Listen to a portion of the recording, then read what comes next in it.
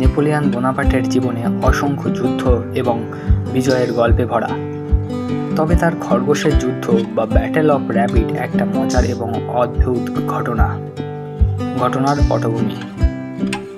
1807 সালের দিকে নেপোলিয়ন তার সেনাবাহিনীর সঙ্গে চুক্তি স্বাক্ষর এবং যুদ্ধ জয়ের উদযাপন করছিলেন।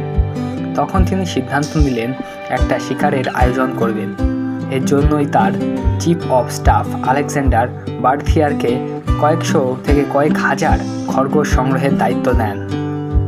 যুদ্ধের সূত্রপাত।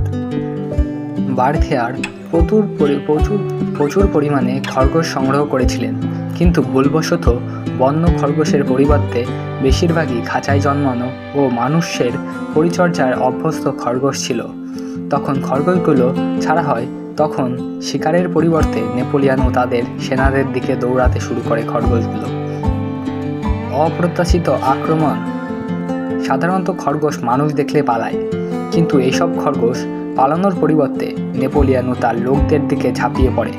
প্রথমে সবাই মজা পেলেও যখন শত শত খরগোশ একসঙ্গে নেপোলিয়নের দিকে ছুটে যায়, তখন ব্যাপারটা অস্বাভাবিক হয়ে ওঠে।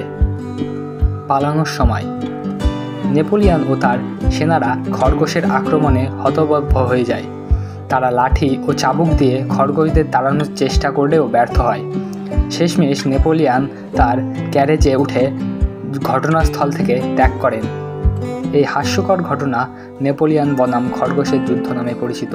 খরগোশের প্রতি নেপোলিয়ন এর এই আকাঙ্ক্ষিত পরাজয় ইতিহাসের মধ্যে একটি মজার গল্প হয়ে আছে।